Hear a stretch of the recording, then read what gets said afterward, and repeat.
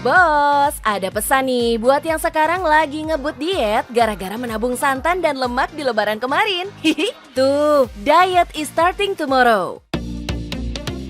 Tapi emang bener sih, kalau dolan kesini mah dijamin diet bubar. Gimana enggak? Makanannya serba menggoda dan ukurannya serba gede. Jumbo-jumbo semua. Hihi. Porsi makanan segede nampan, minumannya pun segede kolam. Alamak, udah gitu harganya sopan, gak bikin kantong jebol. Pantes aja, pengunjung gak pernah sepi main ke tempat nongki idola warga kota Kembang Bandung ini. Hai bos, kita lagi di Jumbo Eatery yang porsi makanannya besar-besar seperti badan saya nih.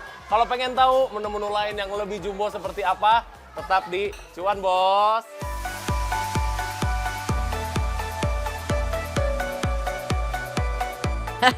Kang Romi bisa aja. Yuk mari para jamaah makan besar kudu merapat nih. Lihat aja nih si segar mojito jumbo. Dihidangkannya pakai fishbowl bos. Haha, nggak tanggung-tanggung ya. Minuman seharga 95 ribuan ini bisa menghilangkan haus sampai 5 orang. Terus nih, si bala-bala segede muka ini cuma 15 ribuan aja bos. Kenyangnya bisa sampai lusa. Hihi.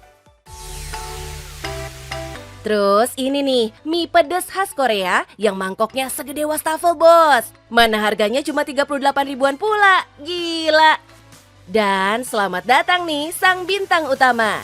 Steak mix grill seberat 1,5 kilogram bos. Itu pun masih ditemani lagi sama spaghetti, sosis dan kentang goreng. Harganya cuma 279 ribuan, bisa buat makan 6 orang. Wih, gede tapi ngirit ya bos. Kalau bayarnya patungan, seorang gak nyampe 50 ribuan. Asik, apalagi pilihan steaknya banyak bos. Ada juga steak sekiloan yang bisa bikin kenyang satu rombongan. Hihi. Kang Romi yang emang dari sononya paling gak bisa makan kalau porsinya seiprit doang, akhirnya memutuskan bikin resto sendiri yang porsinya raksasa semua. Gara-gara doi gak pernah puas kalau jajan di resto manapun. Hihi. Nah, kalau bos datang sendirian, pengen me time sambil ngunyah steak personal seberat 1/4 kiloan juga ada bos. Don't worry, T-bone, sirloin atau tenderloin steaknya cuma 73 ribuan.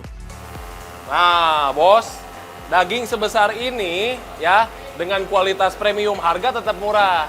Soalnya apa? Soalnya saya supplier daging tangan pertama. Jadi bos bisa tetap nikmatin daging dengan kualitas premium, harganya ekonomis.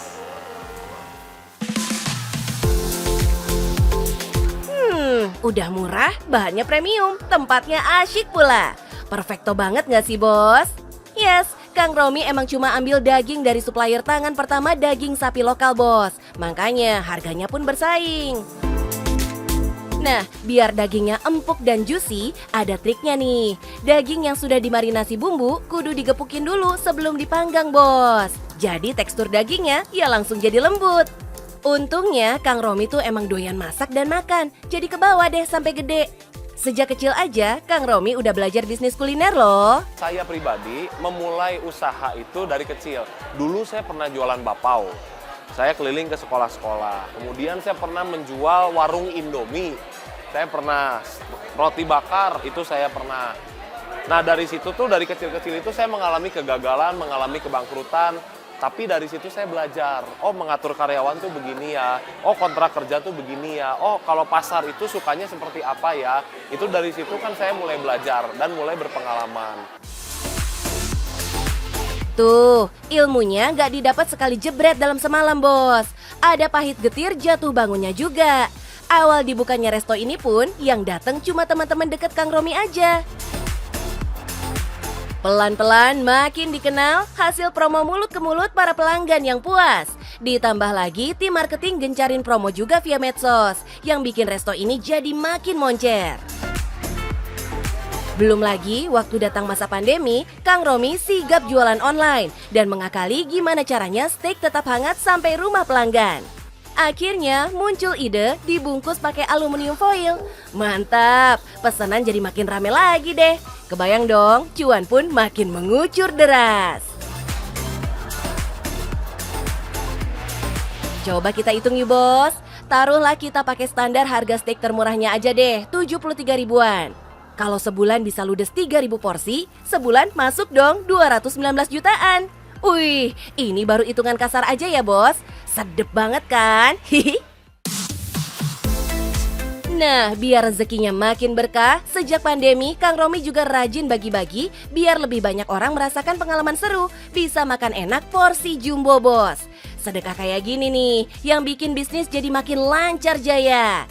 Jadi, jangan takut berbisnis bos, rezeki udah ada yang ngatur. Dengar nih, tips pantang mundurnya Kang Romi, biar cuan kita makin bersinar. Bos, berkaca pada pengalaman saya selama 7 tahun di bidang kuliner yang mengalami bangkrut, gagal. Tips dari saya adalah jangan takut gagal, jangan takut bangkrut. Belajar dari kegagalan, jadikan itu pengalaman. Percaya sama saya, suatu hari Anda akan sukses. Yang penting cuan, bos.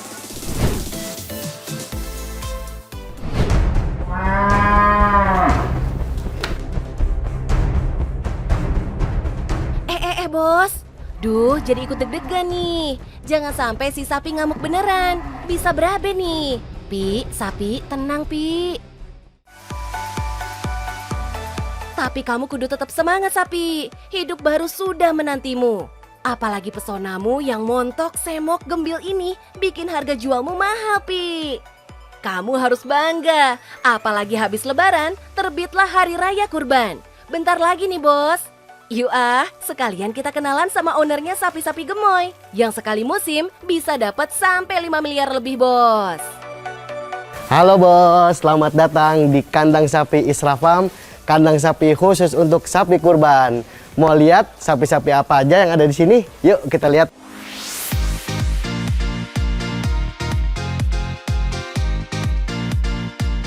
Widih, ternyata ini dia nih, peternak sapi sukses yang udah 13 tahun jalanin bisnis cuan ini bos.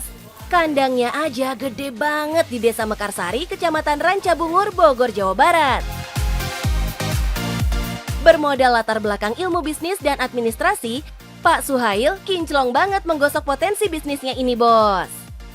Dulu awalnya saya ikut kakak, karena kakak punya peternakan sapi, kemudian saya belajar mengelola. Kemudian ada sedikit modal, saya coba pisah dan saya lihat kayaknya market size-nya tuh gede banget dan terus bertumbuh. Jadi saya pikir ini bisnis yang insya Allah nggak ada matinya. Kalau konsep bisnisnya kita hanya menjual fokus kepada sapi-sapi untuk dikorbankan di Lebaran Haji. Pak, tapi kita jadi penasaran, kalau bisnis sapi kurban gitu bisa jalan sepanjang tahun nggak sih? Atau musiman doang? Ya untuk saat ini karena saya masih bekerja nyambi sebagai karyawan, waktunya nggak banyak, jadi saya hanya fokus di Lebaran Idul Adha aja. Kerjanya ringan, cuma 2-3 bulan efektifnya, tapi cuannya bisa nutupin 2-3 tahun kehidupan kita, insya Allah. Syaratnya kita kudu cinta sama apa yang kita kerjakan bos. Kayak Pak Suhail nih, sayang banget sama sapi-sapi sumber rezekinya. Semuanya ia sediakan yang terbaik. Mulai dari perawatannya, makannya, vitaminnya, sampai cemilannya pun ada. Bahannya singkong dan roti bos. Kita itu memperhatikan sapi dari nutrisi pakannya. Kita pakai ampas tahu, kita pakai konsentrat, kita pakai molasses, kita pakai mineral dan banyak yang lain supaya sapinya itu sehat dan gemuk. Kemudian kita juga secara berkala mengecek kesehatan sapi. Kalau ada yang lemas-lemas, itu biasanya langsung kita suntik pakai vitamin biar dia cepat pulih. Gak cuma makanannya bos, minumannya pun disiapkan khusus. Air coklat ini bukan karena kotor ya bos, tapi karena air minum si sapi udah dicampur dengan sari tebu alias molasses. Dan aneka bahan lainnya kayak protein, probiotik, dan garam, biar si sapi makannya banyak dan makin strong. Kalau udah jadi, terus dialirin deh ke kanal tempat pakan. Jadi nggak bakal ada pakan yang terbuang. Efektif dan efisien banget. Mantap! Plus, tong hilap jajamuannya bos. Rempah dan rimpang campur telur yang biasa juga kita minum buat kesehatan. Hihi, bahagia banget sih kamu Pi. Hihi, pantas aja bisnis lancar sampai 13 tahun ya bos. Karena emang sapi-sapi ini jaminan mutu banget. Semua usaha ini dipelajari Pak Suhail pelan-pelan. Terutama karena Pak Suhail ngerasain sendiri tuh, cenut-cenutnya naik turun dunia bisnis. Bahkan pernah rugi sampai 5 tahun. Satu hal yang dijaga banget sama Pak Suhail adalah kualitas dan pelayanan buat pelanggan. Semuanya jujur dan terbuka, penimbangan juga akurat, biar nggak ada yang dirugikan. Soalnya banyak nih para pembeli sapi yang kena tipu sama peternak lain, Bos. Assalamualaikum Sobat Kurban.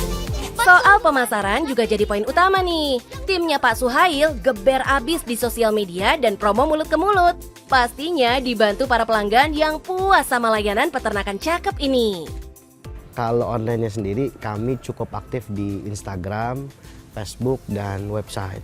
Kalau ke offline, biasanya kami meminta atau dibantu oleh existing customer memasarkan sapi-sapi kami. Lebih efektif sebenarnya kalau kita direkomendasikan oleh existing customer yang mereka sendiri memang sudah puas dengan sapi-sapi yang ada di sini. Nah, yang bikin makin tenang, semua sapi di sini tuh udah lulus kewajiban vaksin penyakit mulut dan kuku atau PMK. Nih, semuanya udah pada pakai anting barcode kuning kayak gini. Jadi bisa dilacak tuh sejarah vaksinnya. Keren toh? Pantas aja para pembeli enggan beralih karena emang mereka bayar kualitas, Bos. Duh, jadi gemes pengen spill omsetnya, Pak. Segemoy sapi-sapi ini pasti ya cuannya. Hihi. Kurang lebih ya dalam 1 tahun kalau ada 250 ekor kali 20 juta sampai 23 juta sekitar 5 sampai 5,5 M. Wadaw, pantas bisa nutup operasional sampai 3 tahun, Bos. Lawang sekali jebret bisa dapat 5 miliar lebih. Pembeli bisa milih range harga sapi sesuai budget. Antara 14 sampai 70 jutaan lah kira-kira, Bos. Tergantung jenis sapinya ya. Yes, ada geng sapi lokal dan bule yang bersatu padu di sini. Tuh, ada sapi limousin, simental, sapi po, pegon, sampai sapi Madura dan Kupang. Gimana? Udah ngiler pengen ancang-ancang bisnis sapi kurban abis lebaran? Dengerin dulu dong tips dari Pak Suhail, Bos. Pertama, quality harus dijaga dengan baik. Kemudian, cost harus kita tekan semurah mungkin agar produk atau jasa yang kita jual bisa berkompetisi di market. Kemudian deliverynya, cara kita memasarkannya, menyampaikan produk kita ke konsumen juga harus bagus dan nyaman di hati customer. Cakep tuh. So, jangan cuma terpikat cuannya aja, Bos. Tapi ikuti juga ilmu dan kerja kerasnya. Insya Allah rezeki langit akan terbuka lebar, Bos. Gimana, Bos? Udah lihat proses bisnisnya kayak apa? Bagi teman-teman yang tertarik bisnis sapi kurban, mulai aja dulu, Bos. Jangan takut, jangan malu, yang penting cuan, Bos.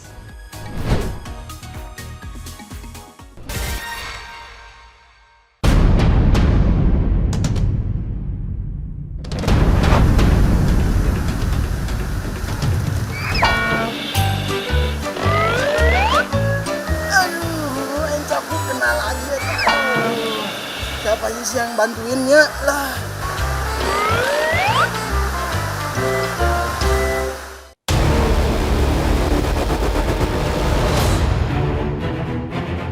Neng bantuan kuat. Ya, kuat sok atuh bantu.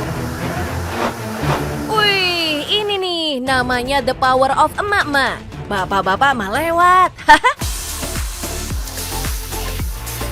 Kudu salim dan sekalian kenalan nih, Bos, sama para ibu asal Beledak Jagara yang jadi motor utama lari kencengnya pabrik keripik kaca paling beken di Ciamis, Jawa Barat. Terus, siapa nih komandannya? Ternyata Sri Kandi juga, Bos. Masih muda pula. Hamil tua bahkan gak membuatnya males-malesan dan tetap turun tangan mengawasi proses produksi pabrik kesayangannya. Gimana gak sayang, lawang merintisnya aja sejak masih sekolah, cenah. Halo Bos, saya menggeluti usaha ini sudah 10 tahun loh. Mulai dari kelas 1 SMA sampai sekarang alhamdulillah. Nah, buat yang mau tahu perjuangannya, kalian bisa terus ikutin cuan, Bos.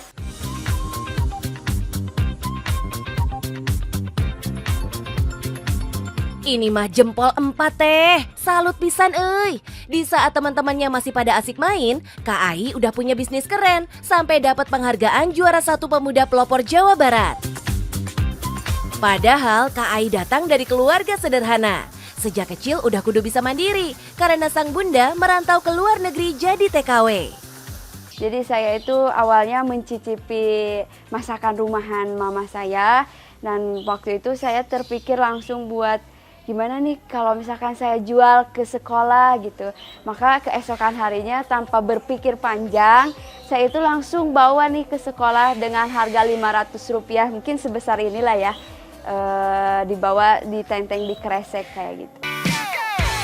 Walaupun jualannya keripik bening setipis kaca, mental Kak Ai ini setebal beton bertulang bos. Penolakan dan kesulitan di awal bisnisnya gak pernah bikin dia menyerah. Tadinya saya mau nitip nih di kantin, tapi ternyata pas nitip di kantin dapat penolakan. Jadi katanya nggak boleh nitip barang, ini apalah itulah gitu ya. Nah dari situ saya minta izin ke wali kelas sama BK buat jualan di kelas. Jadi saya itu bawa kresek ke dalam kelas gitu. Oh, kita jadi ikutan haru Kak. Tapi terbukti dong, usahanya sekarang maju ngebut kenceng banget. Apalagi pas pandemi. Wih, penjualan meningkat drastis sampai keluar Pulau Jawa. Para tetangganya pun kecipratan hoki. Juga mereka yang pada pulang kampung karena kena PHK di kota. Oke bos, jadi di sini kita itu memperdayakan sekitar 70% perempuan. Kenapa? Karena di sini kebanyakannya ibu-ibu rumah tangga yang tidak punya penghasilan sehingga menjadi punya penghasilan. Dan selain ibu rumah tangga, di sini juga ada anak-anak yang putus sekolah sehingga mereka bisa mendapatkan penghasilan. Tentunya mengurangi angka pengangguran di negeri ini. Ini mah salut parah Kak, keren. Puluhan karyawannya sekarang jadi ikutan sejahtera. Saking ngetopnya pabrik Kak Ai, keripik berbahan singkong bening ini dulu dinamai Beledak, sesuai nama desa ini. Tapi biar kekinian, ganti akte deh jadi keripik kaca. Gak cuma masalah pegawai, buat bahan baku singkongnya aja, Kak Ai ambil langsung dari para petani lokal yang dulu tuh susah banget jual hasil panen mereka. Harga singkong yang dulu murahnya gak masuk akal, sekarang pelan-pelan makin bernilai. Para petani pun ikutan happy nih. Nah, singkong-singkong ini terus digiling, lalu direndam semalaman biar racun sianida si singkong keluar semua. Abis itu, baru deh direbus sampai jadi bubur. Dalam sehari, pabrik Kak Ai ini bisa ngabisin sampai ratusan kilo singkong loh. Sekarang waktunya kita giling sampai jadi setipis kaca. Dan gak boleh putus nih bos, kudu utuh. Baru deh kita jemur sampai kering betul. Ini rahasianya biar si keripik gak bau apek. Nah kalau pas mendung atau musim hujan, baru deh Kak Ai pakai oven pengering. Istimewanya lagi, di sini kripcanya di oven bos, gak digoreng. Jadi keripiknya lebih renyah dan pastinya rendah kalori. Semua bumbu buat si kripca juga dibikin sendiri bos, pakai cabai dan bahan alami, gak ada tambahan bahan-bahan lain yang berbahaya. Makanya wajar banget kalau si kripca dibanderol mulai dari harga 48 sampai 55 ribuan rupiah. Ada satu lagi nih keripik andalan di sini, keripik usus. Semua usus ayam yang mau diolah wajib dicuci sampai bersih biar nggak amis. Baru setelahnya digoreng sampai kering banget. Terus ada satu lagi nih, combro kering. Hasil kerjasama dengan UMKM lain. Wah, kalau pilihannya banyak begini, reseller jadi happy dong. Penjualan online pun langsung wus, melejit bos. Kalau omset mungkin rahasia perusahaan mungkin ya rahasia. Ya kalau masalah itu sih mungkin no comment, tapi untuk kapasitas produksi saya mampu dalam 1 hari 1 malam 2 shift itu bisa produksi 2 ton 300.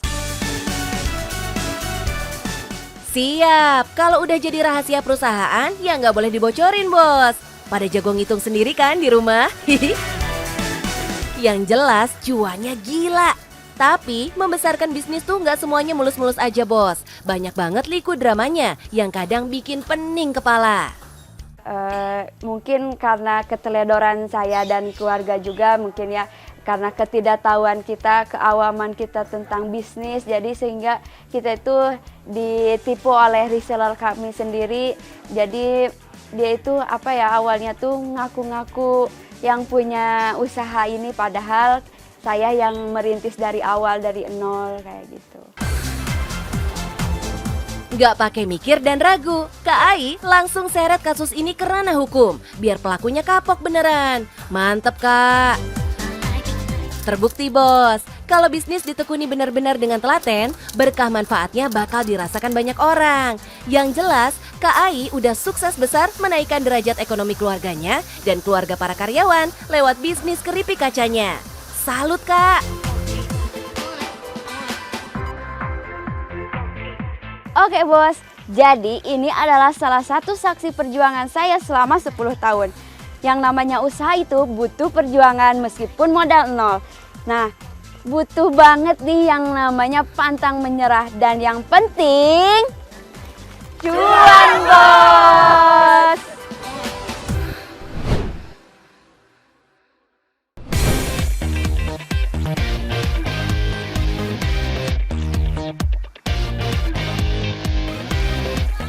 Nah, di tengah dunia yang makin tergerus game serba digital, ternyata masih ada ya ruang bermain sehat dan dekat sama alam begini. Saking dekatnya, kita bahkan bisa ikutan dan nonton si domba Garut Kasep mandi dan berenang seru di danau yang ikannya jinak-jinak banget. Apalagi kebersihan dan kelestarian Danau Sampiren ini jadi makin terjaga karena dikelola dengan profesional. Dan danau kita juga itu emang terawat dengan baik ya, emang kita rawat dengan baik, dan itu juga kontribusi kita ke warga juga karena airnya kan emang bermanfaat bagi mereka, bisa sebagai cuci mandinya mereka di sana. Jadi karena di sini airnya itu emang sangat bagus grade-nya ya. Terus lanjut deh mainan dan kasih makan domba Garut jagoan kontes ini. Asyik banget nggak tuh? Makanya kalau lagi ke Garut, Jawa Barat, kudu banget mampir ke sini. Bos, inilah pemandangan Kampung Sampiren Resort and Spa. Kita memiliki danau yang ikonik, bisa untuk staycation dan healing yang super fantastik. Mau tahu kelanjutannya? Di Cuan Bos.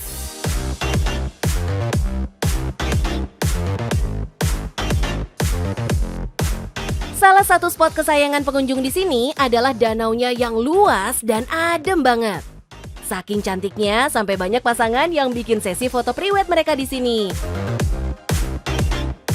Bahkan sampai gelar acara pernikahan yang super romantis di tengah hutan bambu. Widih, bakal jadi kenang-kenangan manis seumur hidup nih. Nggak cuma bisa kita nikmati view-nya, tapi bisa juga kita jelajahi sambil gowes bebek-bebekan. Atau dayung deh perahunya keliling danau. Sekalian olahraga, biar makin sekel lengan kita bos. Jangan lupa juga bagi cemilan dong buat ikan-ikan yang endut-endut ini. Yang jiwanya kompetitif dan ambis-abis, mangga tuh ikutan lomba perahu. Jadi liburan makin menantang deh rasanya. Bos, di sini ada wahana tubing yang bisa berinteraksi langsung dengan ikan. Ikutan tubing seharga 50 ribuan ini beneran resep sampai ke kepala bos. Bikin pikiran jadi plong, apalagi hawa di sini segar banget bos. Pantesan ada 3.000 orang dari berbagai negara yang tiap bulan melipir cantik ke sini. Jangan lupa mainkan semua wahana outbound di sini. Salah satunya Bakiak yang melatih dan menguji kekompakan tim. Salah dikit aja bisa ambiar bos. Terus jajal juga dong egrang, biar kita jago menjaga keseimbangan di ketinggian. Main sama aneka satwa juga bisa banget dong. Mulai dari yang cute kayak burung merpati dan iguana, sampai yang agak sangar nih, si ular sanca kembang yang jinak. Tapi kalau takut jatuh terguling, main aja congklak. Sambil nginep asoy di berbagai tipe kamar dan pondokan bergaya tradisional yang disediakan di sini. Yes, gimana nggak seru kalau kita nginepnya di tepi danau begini. Tiap buka pintu jendela, pemandangannya asyik banget. Lihat tuh, ikan-ikan emasnya pada ngantri minta makan. Hihihi. Founder Kampung Sampiran sendiri itu beliau sudah almarhum. Terinspirasi awalnya tuh dari karena beliau sering jalan-jalan ke Bali ya. Nah di Bali itu kan ngelihat kental banget tuh budayanya ya, eksplor budayanya. Jadi terinspirasi dari sana, kenapa nggak budaya Sunda juga diangkat. Nah untuk dari sanalah ya Kampung Sampiran itu berdiri mengangkat ciri khas budaya Sunda. Bisa terlihat dari arsitek tata rumah Parahyangan tempo dulu banget. Jangan khawatir urusan perut kalau udah kecapean main, Bos. Menu di sini tuh jos semua. Ada nasi ayam sambal terasi yang gurih pedes manis. Terus jangan kelewatan aneka bubur cendil yang menggoda banget buat diicip. Nah, yang pengen icip makanan atau belanja oleh-oleh buatan warga sekitar, nggak perlu jauh-jauh juga. Karena mereka pada buka lapak di sini juga. Mulai dari batik sampai buah-buahan segar, semuanya ada. Hihi, kayak pasar mini ya jadinya. Udah 5 tahunan. Kalau buat keluarga bisa untuk biaya sekolah, ya terutama biaya sehari-hari lah. Mantul nih, jadi warga sekitar juga kebagian cipratan rezekinya. Padahal di awal pembangunannya muncul banyak tantangan loh dari warga yang nggak setuju sampai pada demo segala. Waduh.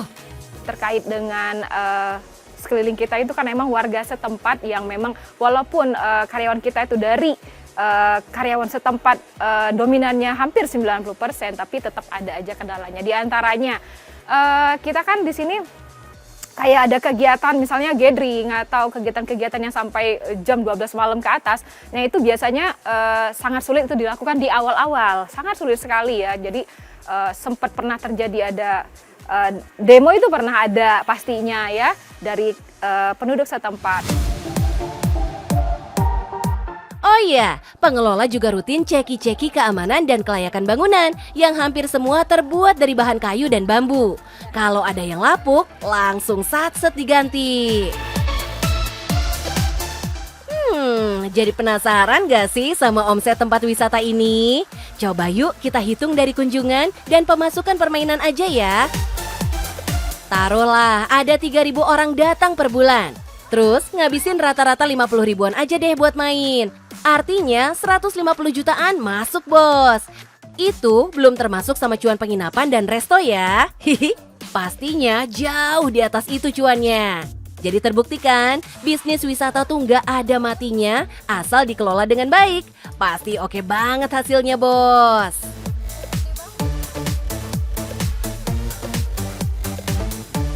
Bos, gimana keseruannya? Seru kan? Yuk kesini mampir. Yang penting cuan, Bos.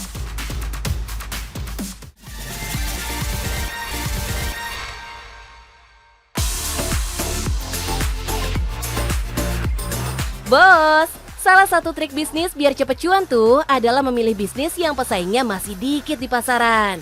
Nah, kalau kompetisinya minimalis, kan pintu cuannya jadi lebih lebar buat kita. Nah, yuk kita pilih apa aja bisnis yang persaingannya belum banyak di masa kini. Pertama nih, bikin camilan kekinian yang lain daripada yang lain. Kalau sekedar mie lidi atau makaroni kriuk yang lagi hype mah banyak ya. Tapi bakal seru kan kalau kita mulai berinovasi di toppingnya. Misalnya, bikin deh terobosan makaroni rasa coklat atau mie lidi saus mentai. Atau aneka cemilan rasa Nusantara, kayak soto, rawon atau rendang. Hihi, seru kan? Nah, sebagai bentuk bakti kita pada lingkungan, coba deh bikin bisnis yang basisnya daur ulang. Bisa dari barang-barang bekas di rumah, atau sampah yang bisa disulap jadi barang baru yang bermanfaat dan bernilai jual tinggi. Bisa jadi kerajinan, hiasan, atau bahkan aksesoris. Nah, generasi gadget yang jumlahnya melimpah ruah di pasaran dijamin butuh banget aneka casing HP yang ucul-ucul. Hihi, kan biar makin eksis. Nah, biar makin tampil beda, bisa banget tuh casingnya dibikin lebih personal. Misalnya pakai lukisan atau print sesuai request ownernya. Terus buka lapak aja deh di marketplace atau media sosial. Nah, buat mereka yang jago medsosan, coba aja jadi admin, Bos. Asal kita kreatif dan rajin bikin konten, bisa banget nih bisnis dikerjakan dari mana aja. Bahkan sambil liburan juga kita masih bisa kerja. Nah, banyak loh para konten kreator yang dicari perusahaan lokal dan internasional. Jadi sekali sabet bisa handle sampai 2 atau 3 klien. Asik nggak tuh? Nah, kalau bos-bos punya skill yang bisa dibagikan ilmunya, bisa banget jadi bisnis nih. Misalnya, buka kursus masak, musik, atau skill lainnya. Modal jaringan internet yang kenceng aja udah bisa jadi cuan nih.